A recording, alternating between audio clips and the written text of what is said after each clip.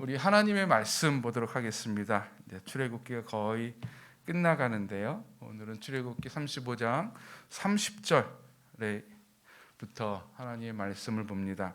우리가 지난 주에는 출애굽기 35장 1절부터 해서 하나님의 성막을 만드는 데 사용되는 여러 가지 예물을 드림을 통해서 하나님께 드림의 특징에 대해서 35장에 나타나 있는 하나님께 드림에 대한 모습, 그 드림의 특징이 무엇인지를 간단하게 살펴보았습니다. 먼저는 하나님께 드림은 하나님의 명령이 우선되었다라고 말씀드렸지요. 하나님의 명령이 우선되는 겁니다. 즉 인간의 마음이나 인간의 욕심이 앞서는 것이 아니라 하나님의 명령이 있을 때 우리는 하나님께 드릴 수가 있다라고 하는 것이고, 또한 그 하나님께 드림은 하나님의 명령은 좀 더 구체적이라고 하는 거예요. 성막을 만들 때 필요한 여러 가지 재료들 또한 예물들을 하나님께서 구체적으로 쭉 나열해 주십니다. 거기에 따라서 순종하는 것이지요. 즉 그냥 내가 드리고 싶다라고 하는 내 마음에 따라서, 내 기분에 따라서 내가 가지고 있는 여유를 드리는 것이 아니라 하나님께서 명령하신 것, 그리고 구체적으로 하나님께서 보여주시는 것, 하나님께서 원하시는 것을 우리는 하나님께 드려야 된다라고 했습니다. 또한 이 드림은 어느 하나에 국한되어 있는 것, 즉 예물로만 국한되어 있는 것이 아니라 예물을 드리는 자는 예물로, 또 재능을 드릴 수 있는 자는 재능으로 헌신할 수 있는 것. 그래서 이걸 통해서 하나님은 우리 모두의 드림을 원한다고 했습니다. 가진 자만 드리는 것이 아니라, 있는 자만 드리는 것이 아니라 내가 드릴 수 있는 것, 하나님께서 원하는 것 분명히 있다라고 하는 것이었고요. 드림은 자원이다라고 했습니다. 자발성, 감동이라고 하는 것이죠. 즉 하나님께 드림이 있어서 중요한 것은 우리의 감동이 있습니다. 하나님의 명령을 듣고 그 명령이 내 마음을 잡고 내 마음을 고양시켜서 그 고양된 마음으로 하나님께 드리는 것이라고 했습니다. 또한 드림에는 차별이 없다라고 했습니다. 하나님께 드릴 때 하나님이 많이 드린 자는 많이 예뻐하고 적게 드린 자는 적게 예뻐하지 아니하시고 그 상황에 맞춰서 드리는 것입니다. 그리고 하나님은 그 상황에 맞춰 드리는 것에 대해서 너는 많이 드려서 좋다라고 그런 차별이 아니라 동일하게 하나님께서 우리를 원하신다라고 했습니다. 오늘 본문은 이제 하나님께 예물 드리고 난 이후에 이제 하나님의 성막을 건축하는데, 이 하나님의 건축하는 사람들에 있어서 일꾼들의 모습을 한번 살펴보도록 하겠습니다. 우리 35장 30절부터 36장 1절까지 있는 말씀인데요. 우리 함께 한 목소리로 읽도록 하겠습니다. 모세가 이스라엘 자손에게 이르되 볼지어다 여호와께서 유다 자손 훌의 손자여 우리의 아들인 부살레를 지명하여 부르시고 하나님의 영을 그에게 충만하게 하여 지혜와 총명과 지식으로 여러 가지 일을 하게 하시되 금과 은과 노수로 제작하는 기술을 고안하게 하시며 보석을 깎아 물리며 나무를 새기는 여러 가지 정교한 일을 하게 하셨고, 또 그와 단지파 아히사막의 아들 오홀리압을 감동시키사 가르치게 하시며 지혜로운 마음을 그들에게 충만하게 하사 여러 가지 일을 하게 하시되 조각하는 일과 세공하는 일과 청색, 자색, 홍색 실과 가는 배실로 수놓는 일과 짜는 일과 그 외에 여러 가지 일을 하게 하시고 정교한 일을 고안하게 하셨느니라. 부살렐과 오홀리압과 및 마음이 지혜로운 사람 곧 여호와께서 지혜와 총명을 부으사 성소에 쓸 모든 일을 할 줄 알게 하신 자들은 모두 여호와께서 명령하신 대로 할 것이니라. 아멘. 여기 있는 이 본문에 나오는 부살렐과 오홀리압은 출애굽기 31장에 이미 하나님께서 시내산에서 모세에게 명하신 자들이지요. 내가 부살렐과 오홀리압에게 나의 영을 부어서 지혜롭게 하고 그들로 하여금 이 성막을 건축하게 할 것이다 라고 이야기했습니다. 부살렐의 이름의 뜻은 하나님의 보호 아래 있는 자, 오홀리압은 아버지는 나의 장막이라고 하는 이름의 뜻이 있다고 했습니다. 이 하나님의 일을 하는 자, 일꾼됨의 자세에 대해서 오늘 있는 본문을 통해서 간단하게 한번 살펴보고자 합니다. 첫 번째, 하나님의 일꾼은요, 하나님의 지명을 당해야 됩니다. 하나님께서 부르셨어요. 오홀리압이 부살렐이 하나님 내가 그 일을 하겠습니다라고 먼저 나간 것이 아니라 하나님이 부살렐을 지명하셨고 오홀리압을 지명하셨다라고 하는 것이지요.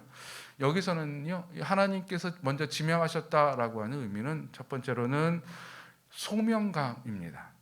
내가 그 일을 하는 데 있어 소명감. 즉 하나님이 나를 불렀음에 대한 확신이 있어야 됩니다. 하나님께서 부살렐이 일을 하면서 하나님께서 나를 부르셨어. 이 일을 하게 나를 부르셨어. 오홀리압이 그 일을 하면서 하나님이 내가 이 일을 감당하게끔 나를 부르셨구나라고 하는 소명감이 먼저 있어야 된다고 하는 것이지요. 그래서 드림과 이 하나님의 일꾼의 차이가 바로 여기에 있습니다. 드림은 감동이에요. 내 감동으로 하나님께 드리는 겁니다. 근데 하나님의 일꾼은 소명이 없으면 되지가 않습니다. 왜냐하면요, 드림은 여러분 일회적이나 혹은 일시적입니다. 그렇기 때문에 감동이 필요해요. 감동에서 내가 이례적으로 하나님께 드려요. 근데 일꾼은, 이 헌신에는 지속성이 필요합니다. 한번 그냥 1시간 하고 끝나는 거 아니잖아요. 하루 이틀 하고 끝나는 거 아니잖아요. 하나님의 일꾼은 그 일이 마무리되는 그 순간까지 그 일을 감당하는 겁니다. 선교에 대해서도 마찬가지지요. 우리가 보통 선교에 대한 어떤 선교 보고를 듣거나 선교에 대한 이야기를 들으면 마음이 감동이 됩니다. 나도 선교하고 싶어. 나도 선교사로 나가야지. 라고 마음의 감동으로만 선교사로 나갔다가는 큰 낭패를 당합니다. 왜요? 선교사는 우리가 보는 것처럼 그냥 한 번 와서 선교 보고 들을 때 그 순간 하나의 이야기로 끝나는 것이 아니라 그의 삶이거든요. 일회가 아니라 지속입니다. 그렇기 때문에 지쳐요. 힘들어요. 근데 이때에 소명감이 있지 않으면 그 일을 감당하기가 쉽지가 않지요. 그 소명감 가지고 나간 선교사님들도 종종 1년이 지나고 5년, 10년이 지나면은 그 일에 대해서, 선교 사역에 대해서 잠깐만 새길로 빠지는 경우들이 있는데 그거 참 중요시 여겨야 됩니다. 조심해야 돼요. 즉 하나님이 지명하여 불렀다. 첫 번째 소명감이고요. 두 번째로는 하나님께서 지명하여 불렀다라고 하는 것은 인격적 관계를 말합니다. 하나님과의 인격적 관계. 하나님이 일을 하는데 이런 사람들이 있어요. 어쩔 수 없이 하는 사람들이 있어요. 어쩔 수 없이 그 일을 감당합니다. 어쩔 수 없이 그 일을 감당하다 보면은 입에서 원망이 나오고 불평이 나옵니다. 근데 나에게 일을 시키는 그 사람과 개인적 친분이 있고 어떤 인격적 관계를 맺게 되면 거기에 대해서 불평과 불만보다는 거기에 대해서 내가 좀 더 적극적으로 나아가게 되지요. 그래서 하나님의 일을 감당하는 사람은, 일꾼들은요, 먼저 하나님과 인격적 관계가 필요합니다. 하나님이 나를 부르셨다라고 하는, 하나님이 나의 일을 하신다고 하는, 우리는 이런 인격적 관계를 좀 다른 말로 해서 성숙한 신앙이라고 이야기하죠. 일반 초보적인 신앙은요, 하나님이니까 내가 섬기는 거야. 하나님이 우리를 구원해 주셨대. 예수님이 우리를 위해서 십자가 달려 죽으셨대. 그 이야기를 알아요. 인지를 해요. 우리가 섬겨야 될 분이구나. 우리가 찬양을 드려야 될 분이로구나 라고 깨닫게 돼요. 그냥 그렇게 해요. 이게 초보적인 신앙입니다. 거기서 한 발 더 나아가는 것은 하나님이 우리를 사랑하신데 예수님이 나를 위해 십자가 달려 죽으셨대라고 하는 그 사실이 내 삶 가운데 찾아와서 내 삶을 두드리는 거예요. 그것이 우리를 향한 것이 아니라 나를 향한 사건으로 받아들여지고 나의 감격과 나에 대한 감동으로, 나에게 있어서 감동으로 그것이 다가오게 되지요. 그렇게 되면 어떻게 됩니까? 이제 남의 이야기가 아니라 나의 이야기가 됩니다. 하나님께서 나를, 부살렐을 지명하여 부르셨어요. 하나님이 나를 아시는구나. 다른 사람들과는 달리 나를 아시는구나. 나에게 이 일을 할 수 있도록 성령의 감동을 허락하여 주셔서, 성령의 충만함을 허락하여 주셔서 지혜롭게 하셨구나. 그 사실을 깨달을 때 그 일을 헛되이 할 수 있겠습니까? 그러한 사랑하는 마음으로 일을 감당할 때에 열정이 생기는 것이죠. 그래서 우리가 하나님의 일을 감당할 때, 어떤 교회에서 어떤 사역을 감당할 때 좀 더 내가 하나님께 나를 부르셨음에 대한 인지를 깨닫고 그 인격적 관계를 통해서 내 마음에 열정이 일어나는가를 늘 점검을 해봐야 됩니다. 또한 하나님께서 지명하여 불렀다라고 하는 것은요, 하나님께서 그의 지위를 만들어 주신다라고 하는 겁니다. 모세가 전체적으로 다 이제 명령을 내려요. 근데 성막을 만드는데 직접적으로 거기서 명령을 내리고 이를 진두지휘하는 것은요, 부살렐과 오홀리압이었습니다. 주변에 많은 사람들 가지고. 근데 부살렐과 오홀리압이 어떤 그런 지위를 얻게 되었을까요? 부살렐과 오홀리압에 대해 살펴보면은요, 그 사람들이 어떤 나이가 많은 이스라엘의 장로 축에 속한 사람 같지 않아요. 왜냐하면 직접 일을 하는 사람들이니까는 나름대로 중년이었거나 혹은 청년이었을 가능성도 있습니다. 왜요? 여러분, 금세공하고 노수로 뭘 만들고 그런 것은 큰 힘이 필요합니다. 완력이 필요한 거예요. 그러니까 이 사람들은 젊은 사람들이, 이 젊은 사람들이 다른 사람들을 이끌어 나가는 데는 있어서는요, 쉽지 않습니다. 근데 하나님이 그를 지명하여 불렀다라고 하는 사실, 하나님께서 그를 세워주셔서 직분을 허락해 주셨다라고 하는 거예요. 이 직분은 내가 잘나서 내가 노력해서 얻은 것이 아니라 하나님이 허락해 주신 것이다. 하나님께서 베풀어 주신 것이다. 그래서 하나님의 공동체에서는 그것이 인정이 되지요. 예를 들어서 이런 겁니다. 여러분, 보통 교회에서 사역하다 보면은 전도사님들이 종종 오셔서 이제 한 부서를 맡아서 사역을 합니다. 뭐 전도사님들이라 그러면은 상당히 젊어요. 어찌 보면은 뭐 아기와 같다라고 이야기할 수 있을까요? 애 같아요. 저도 처음에 전도사 생활 시작했을 때는 저는 제가 다 성숙한 줄 알았어요. 근데 나중에 이제 좀 나이 들어서 제가 이제 교회 사역을 하면서 갓 들어오는 신입 전도사들을 보니까요, 진짜 어려요. 뭐 20대 초중반, 뭐 많아야 20대 후반 정도 되는 친구들이 와서 전도사님네라고 해요. 근데 뭐 장로님들이나 권사님들이나 다 전도사님 그러면서 그를 섬겨요. 그 전도사가 잘나서 그랬을까요? 뛰어난 능력이 있어서 그런 겁니까? 아니죠. 하나님께서 그를 그 사역으로 세워주셨기 때문에 우리가 그를 섬기는 것이고 그를 공경하는 거예요. 또 그 사람들도 그걸 알아야지 돼요. 내가 잘나서가 아니라는 사실. 그리고 그거는요, 그 공동체 안에서만이에요. 밖에 나가면은요, 일반 청년이에요. 일반인이에요. 그걸 우리는 꼭 인지를 해야 되는데, 이 직분이라는 것 자체가 교회 안에서와 교회 밖을 좀 혼동하는 수가 있어요. 제가 처음에 신학교에 입학해서 기도원에 갔을 때입니다. 신학교에 입학하고 뭐 신학생이라 그러니 교회에서는, 그때는 조그만 교회였었는데 그 교회에서는 이제 신학생이라고 좀 대우를 해줬어요. 그래서 전도사급이라고 이야기하면서 뭐 대우, 집사님들이 뭐 이렇게 많이 대우도 해주고 먼저 하라 그러고 막 그랬어요. 어린 나이인데 불구하고 그래서 그런가 보다 했어요. 기도원을 갔어요. 기도원에 가서 이제는 다른 분들과 함께 식사를 하는데 나이 드신 기도원에서 일하시는 장로님, 권사님들과 함께 식사를 하는데 저는 그냥 아무 생각 없이 있는데 이제 먼저 제가 이제 숟가락을 먼저 딱 들고 밥을 딱 펐어요. 그러니까 장로님이 식사 예절 어디서 배웠어요? 딱 그러는 거예요. 저는 교회에서는 편하게 대우를 해주니까 먼저 드시라고 그러니까 저도 그냥 먼저 먹었었는데 갑자기 거기서 딱 멈추게 하는 거예요. 예? 그러니까 윗사람이 먼저 숟가락을 뜬 다음에 떠야지 어떻게 젊은 사람이 먼저 그러냐고. 그때는요, 속이 팍 상한 거예요. 이 사람이 내가 전도사인 거 모르나? 내가 신학생인 거 모르나? 그런 생각이 훅 들었어요. 처음에 이렇게 들었는데 그분이 계속 가르치는 거예요. 가르침 계속 받다 보니까는 밥맛도 별로 없죠. 그래서 대충 먹고 나왔어요. 나와서 곰곰이 생각해 보는데 그렇지. 내가 교회에서나 사람들이 인정해주는 신학생이고 전도사지. 밖에서는 그냥 젊은 아이일 뿐이지.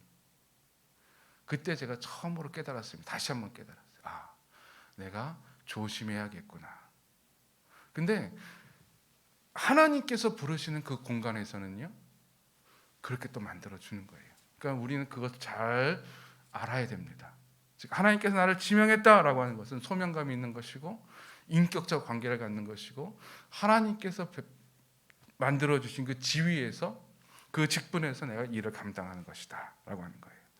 또 하나 두 번째로 하나님의 일꾼은요, 성령 충만함과 기술이 필요합니다. 지혜와 총명이라고 대변되는 것인데, 성령 충만함과 기술이 왜 어떻게 필요하냐? 하나님의 일이기 때문에 하나님의 마음과 하나님의 뜻을 알아야 됩니다. 이것이 바로 성령 충만함입니다. 우린 종종 성령 충만함을 단순하게 생각해서 그냥 내 마음이 뜨겁고 열정적이고 할렐루야 하는 것, 할렐루야 하면서 마음이 늘 항상 기쁘고, 아니면 마음이 늘 항상 감동스러워서 늘 눈물 흘리는 것, 그것을 우리는 성령 충만함으로 그냥 단순하게 생각해요. 근데 성령 충만함이란 하나님의 영을 부어주심이란 하나님께서 주신 그 하나님의 뜻을 아는 거예요. 하나님의 마음을 깨닫는 거예요. 오홀리압과 부살레가 오홀리압이 하나님의 성령 충만함으로 하나님께서 원래 만들고자 원하시는 그러한 모형들, 그 원형들을 모세의 이야기를 듣고, 모세의 말을 듣고, 모세의 설명을 듣고 만들잖아요. 여러분, 이거 성경을 읽어봐서 아시겠지만 모세가 말한 대로 하면은요 다 달라요. 뭐가 뭔지 몰라요. 근데 부살레가 오홀리압은 깨달았어요. 왜요? 성령 충만함으로 하나님의 마음을 보였기 때문에, 하나님의 마음을 알 수 있었기 때문에 그렇죠. 예, 하나님의 일을 하는 사람은요, 하나님의 일꾼은 하나님의 마음을 꼭 알아야 됩니다. 하나님의 뜻을 알아야 됩니다. 그리고 이 지혜와 총명이라고 하는 것은요, 기술을 말합니다. 즉, 하나님께서 이러한 마음을 갖고 계시, 하나님께서 원하시는 것은 이런 것이야, 이 일을 해야지 하면서 그냥 무작정 달려드는 것이 아니라 지혜와 총명으로 그 일을 감당할 수 있는 기술로서 그 일을 해야 된다라고 하는 것이지요. 즉, 단순한 열정만으로 주의 일을 하는 것은 아닙니다. 아무것도 모르면서 주님께서 이 일을 하게 하셨고 나는 그 일을 감당할 수 있습니다라고 막 부딪히는 것.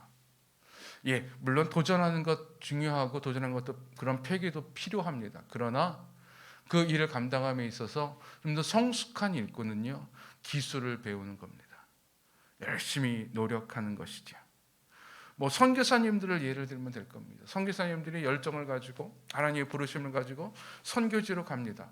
가서 무조건 막 주의 복음 전하고 뭐 교회 세우고 뭐 예수 믿으라고 막 돌아다녀요. 그렇게 한다고 됩니까? 선교지에서? 아니죠. 선교지에 가면 가장 먼저 해야 될 일이 있어요. 복음 전하기 전에 가장 먼저 해야 되는 것이 바로 문화를 배우는 겁니다. 그들의 언어를 배우는 겁니다. 그래서 통합 측 같은 경우에는, 대한예수장 통합 측 같은 경우는 선교사님이 나가면은 보통 2년 내지 3년의 기한을 줘요. 처음에 가서 거기서 뭐 선교사역, 뭐 어떤 사역을 하라는 것이 아니라 그곳에서 언어를 배울 기회를 줍니다. 2년 동안 아무것도 하지 않고 오직 언어에만 집중하게 해요. 기술입니다. 기술. 언어를 배우는 기술.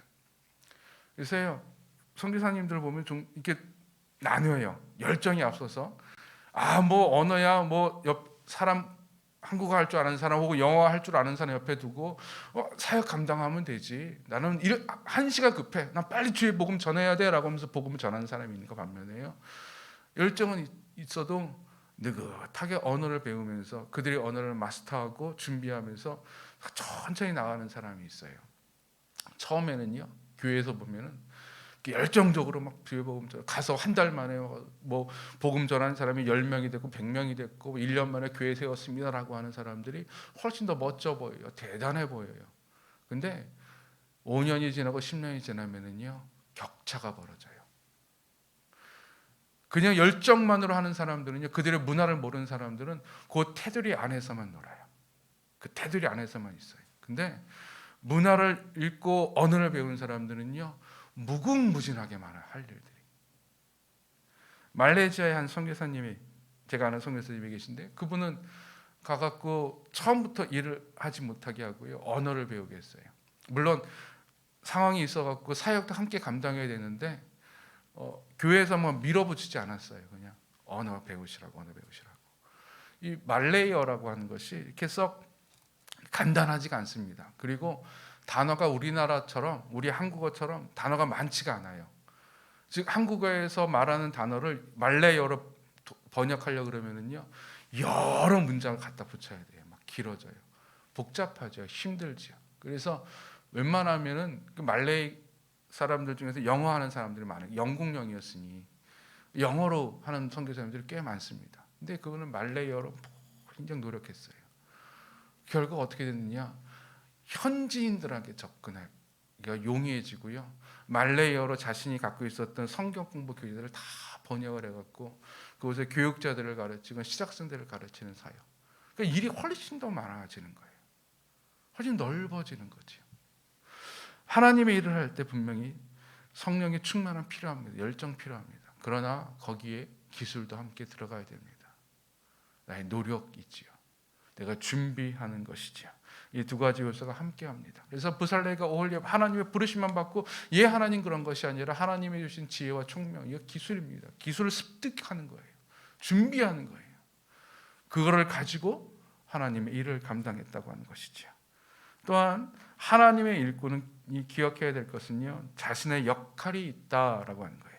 즉 하나님의 일꾼, 하나님의 일은 경쟁이 아니라 동역입니다. 경쟁이 아니라 동역. 하나님의 일을 하다 보면 일꾼으로서 하나님의 부름을 받고 하다 보면 옆에 사람과 경쟁하게 돼요. 저 사람은 저만큼 했는데 나는 뭐지? 나 이만큼 했으니 저 사람보다 훨씬 낫네. 그러면서 한 가지 것 가지고 막 경쟁하고 다투고 분열이 일어나기도 합니다. 그러나 부살레가 오홀리압 보십시오. 하나님께서 부르셨고 그 밑에 수많은 사람들이 함께 왔어요. 부살레가 오홀리압뿐만이 아니라 하나님께서 지혜롭게 하신 자들이 다 와서 함께 그 일을 감당했어요. 근데 거기도 다툼이 없었어요. 갈등이 없었어요. 왜요? 나의 역할을 알기 때문에. 내가 해야 될 일은 이거예요. 사람들은요, 많이 한 사람, 크게 눈에 보이는 것 한 사람을 인정을 해요. 그러나 하나님은 많이 한 사람을 인정하는 것이 아니에요. 큰 일을 한 사람을 인정하는 것이 아니라 하나님이 주신 역할을 감당하는 사람. 일꾼들은 그걸 알았어요. 그래서 부살렙이 더 낫네, 오홀리압이 더 낫네, 이 일은 저 사람이 더 잘하네, 저 사람이 더 잘하네. 서로 다투지 않았어요. 나의 역할이에요. 협력이에요. 내가 못하는 건 저 사람이 하고 저 사람이 할 수 있는 것은 내가 안 해도 되고, 그렇게 함께 하는 것이죠. 그 일을 통해서 드디어 이제는 하나님의 성막이 만들어지기 시작합니다. 그러면서 그 일을 시작하는데요, 그 일에 대해서 36장 2절부터 7절까지 있는 말씀에 아주 재미있는 사건이 있는데 한번 함께 2절부터 7절까지 있는 말씀 읽어보도록 하겠습니다. 모세가 부살렐과 오홀리압과 및 마음이 지혜로운 사람 곧 그 마음에 여호와께로부터 지혜를 얻고 와서 그 일을 하려고 마음에 원하는 모든 자를 부르매 그들이 이스라엘 자손의 성소의 모든 것을 만들기 위하여 가져온 예물을 모세에게서 받으니라. 그러나 백성이 아침마다 자원하는 예물을 연하여 가져왔으므로 성소의 모든 일을 하는 지혜로운 자들이 각기 하는 일을 중지하고 와서 모세에게 말하여 이르되 백성이 너무 많이 가져오므로 여호와께서 명령하신 일에 쓰기에 남음이 있나이다. 모세가 명령을 내리매 그들이 진중에 공포하여 이르되 남녀를 막론하고 성소에 드릴 예물을 다시 만들지 말라 하매 백성이 가져오기를 그치니 있는 재료가 모든 일을 하기에 넉넉하여 남음이 있었더라. 아멘. 이 36장 2절부터 7절까지 있는 말씀은요, 하나님의 성막을 만드는 이스라엘 공동체의 아름다움을 우리에게 보여주고 있습니다. 첫 번째, 모세가 그 일꾼을 부르는데 부살레가 오홀리압뿐만이 아니라 2절에 보면 그 일을 하려고 마음에 원하는 모든 자를 불렀다 그랬어요. 그들 중에서 자원하여 하나님의 일을 감당합니다. 하나님의 아름다운 공동체 이런 거예요. 하나님의 일을 하는데 강압적으로 어쩔 수 없이 시켜서 하는 것이 아니라 그 마음에 원하는 자들이 다 하는 거예요. 손길들이 넘쳐나는 것이죠.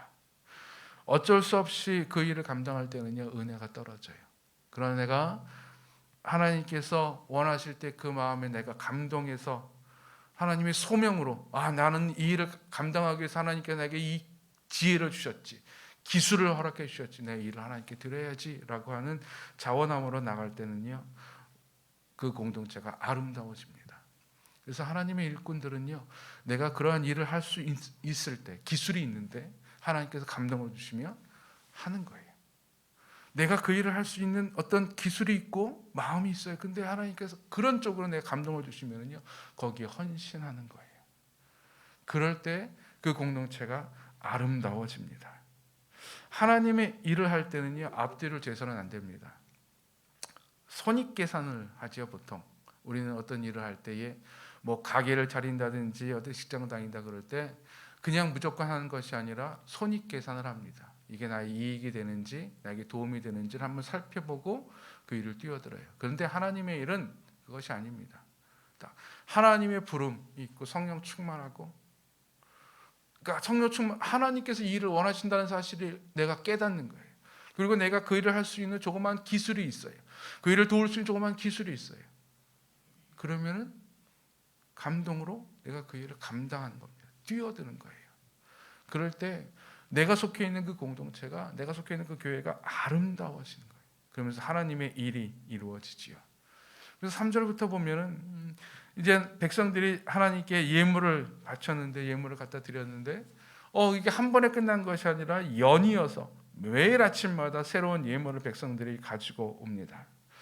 아마 자신들이 가지고 있었던 여러 가지 재물들을, 예물들을 드리고 어떤 재료들을, 성막에 필요한 재료를 드렸을 거예요.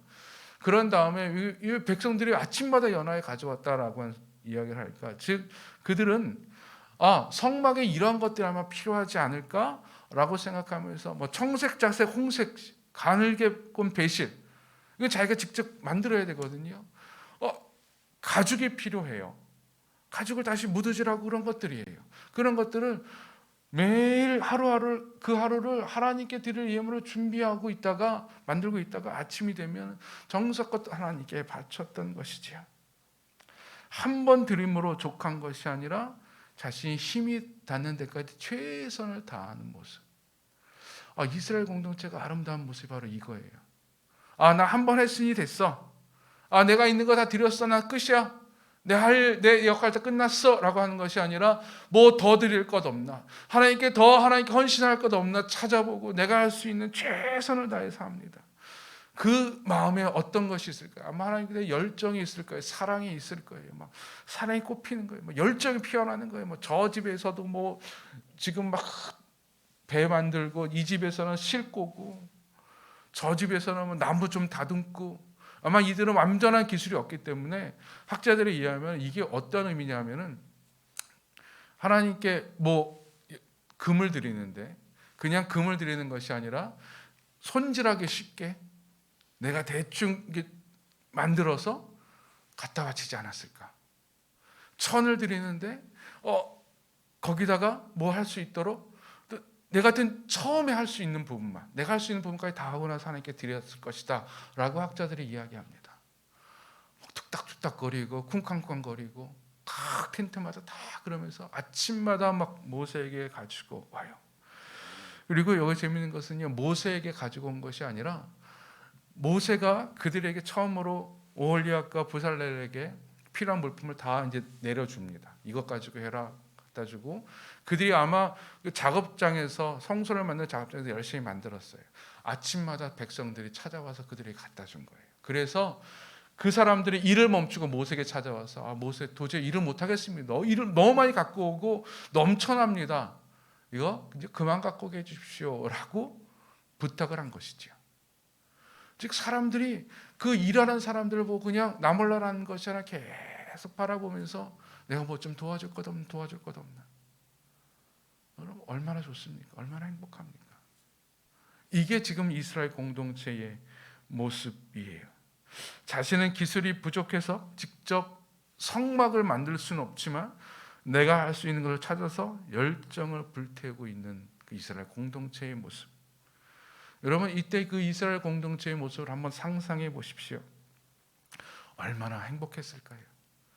얼마나 기쁘고 웃음꽃이 피어나고 있을까요?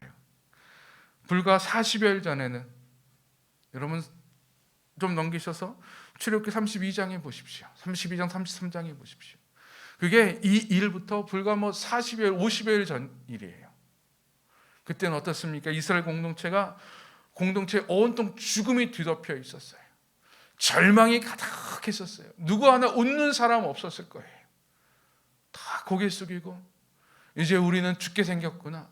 이제 우리는 끝이로구나 생각했어요. 그리고 모세가 산에 올라가 있는 그 40일 동안 그들은 숨지게 있을 거예요. 모세가 산에서 내려올 때에 이제 하나님의 그 사랑을 가지고 하나님의 회복을 가지고 내려올까, 아니면은 하나님이 또 다른 심판을 가지고 내려올까. 아마 분명히 하나님의 그 용서함을 받았음에도 불구하고 이들은 지은 죄가 있어서 더 무서웠을 거예요. 지금은 더 조용히 모세를 기다립니다. 근데 모세가 내려와서 명령을 내립니다. 그러자 분위기가 바뀌어요. 기쁨이 넘치고 감사가 넘치고 감격이 넘칩니다. 그전에는 전혀 생각할 수 없었던, 상상할 수 없었던 공동체의 분위기가 생기는 거예요. 여러분, 헌신은 이렇게 분위기를 바꿔버립니다. 하나님의 명령을 받고 그 명령에 대해 순종하는 공동체는요, 이렇게 달라져요. 죽음의 그림자에서 감사와 감격, 기쁨의 공동체로 바뀝니다. 이들이 이렇게 달라졌던 이유는 무엇이었습니까? 그전에는요, 조급했어요. 그전에는 내 주관대로 생각했어요. 그러나 이제는 하나님을 기다릴 수 있었고 하나님의 말씀에 순종할 수 있었습니다. 이거죠. 조급함, 내 주관, 절대 그 공동체에서 있어서는 안 됩니다. 기다림과 순종입니다. 기다림과 순종. 그래서 여러분, 하나님의 일을 하는데 분명히 하나님의 일이라고 생각해요. 하나님께서 명하신 일이에요. 근데 그 일을 하는데 그 안에 분열과 다툼이 있다면 우리는 잠시 그 일을 멈출 수 있어야 됩니다. 왜냐하면 보세요, 하나님의 일을 하는데 분열과 다툼이 아니에요. 열정과 감사와 감격이 넘쳐나는 거예요. 그래서 교회들이 하나님의 일을 할 때 막 기쁘고 즐거우면 진짜 하나님의 일을 하는 거예요. 근데 교회가 하나님의 일을 합시고 하는데 수근수근대고 다투고 분열이 있고 서로 미워하는 감정이 생기면 이거는 다시 한번 고민해 봐야 돼요. 둘 중에 하나입니다. 하나님의 일을 하는데 이 하나님께 감동되지 않은 사람들이 자꾸 걸림돌이 되게 한다든지, 아니면은 그 하나님의 일이라고 생각했는데 하나님의 일이 아닐 수도 있습니다. 그래서 우리는 늘 그걸 점검해야 되죠. 그래서 일꾼들이 그 기쁨과 막 감사와 감격이 넘치는 그 공동체에서 너무 많이 오니까 일꾼들이 일을 못하고 모세에게 부탁을 합니다. 더 이상 가져오지 않게 해주십시오 라고. 여러분, 이러지 않아도 되지 않았을까요? 갖고 오는 대로 다 쌓아놓으면 쟁겨두면 얼마나 좋습니까? 얼마나 뿌듯해요. 뭐 쓰고 남으면 더 좋지 않습니까? 넘쳐나면 게 채워놓으면 쟁겨놓으면 되잖아요. 언젠가 또 필요할 수 있으니까 다 놓으면 되는데, 여기 하나님의 일에 큰 원칙이 하나 있습니다. 뭐냐면 욕심을 내지 않는 것입니다. 욕심 부리지 않는 거예요. 하나님이 원하신 것은 처음 계획했던 것입니다. 그 이상은 우리의 생각과 욕심이 덧붙여진 거예요. 그래서 우리가 하나님께서 명하신 일을 감당할 때 하나님께서 요거 그러면은요, 그 일만 하는 거예요. 더 넘어간다면 그는 그때 다시 한번 하나님께 무릎 꿇어야 되는 거예요. 더 많이 오니까 우리 더 큰 일 할 수 있게 더 큰 일 합시다 라고 하다가 체하게 되는 거예요. 또 부족하게 되면 어떻게 된 겁니까? 하나님이 채워주신 것만큼만 하면 돼요. 나는 뭐 100의 일을 하고 싶었었는데 채워지는 게 50밖에 안 돼요. 이거 못하겠습니다가 아니라 채워지면은 50이면 50만큼의 일을 감당하는 거예요. 절대 하나님의 일에는 욕심 부려서 안 됩니다. 절대 하나님의 일을 하는 데 있어서 막 더 온다고 더 막 큰 일을 더 큰 일 하면 하나님께서 좋아하지 않을까? 아니에요. 하나님께서 원하시는 것은 딱 하나님께서 원하는 만큼입니다. 이스라엘 백성은 그걸 알았어요. 일꾼들은. 그래서 더 이상 갖고 오게 하지 마십시오라고 이야기했죠. 그래서 이 공동체는요, 7절에 보십시오. 있는 재료가 모든 일을 하기에 넉넉하여 남음이 있었더라. 부족함이 없는 것, 넉넉한 것, 여유로운 것. 이게 성막을 만들 당시의 이스라엘 공동체의 모습입니다. 얼마나 아름다울까요? 얼마나 행복할까요? 하나님께서 우리 도심교회를 이렇게 만들어 주실 줄로 믿습니다. 하나님의 일을 감당함에 있어서 인간의 욕심이 앞서는 것이 아니라 하나님의 말씀이 앞서고 그 말씀 가운데 순종하는 사람들이 비록 1명이 됐던 10명이 됐던 아니 100명 뭐 1000명이 됐든지 간에 하나님께 헌신하는 자들이 함께 힘을 합쳐서 하나님께서 기뻐하시는 일을 감당하며 그 안에서 기쁨이 넘쳐나는, 감격이 넘쳐나는 공동체. 하나님께서 시내산 밑에서 처음 이스라엘 공동체를 이렇게 행복하게 만들어 주셨습니다. 이 기쁨의 공동체가 나의 공동체가 되기를 원합니다. 이 행복의 공동체가, 헌신의 공동체가 우리의 공동체가 되기를 간절히 축원드립니다. 끝까지 복음이 전해질 때까지 증인된 삶을 결코 쉬지 않으리. 땅 끝까지 복음이 전해질 때까지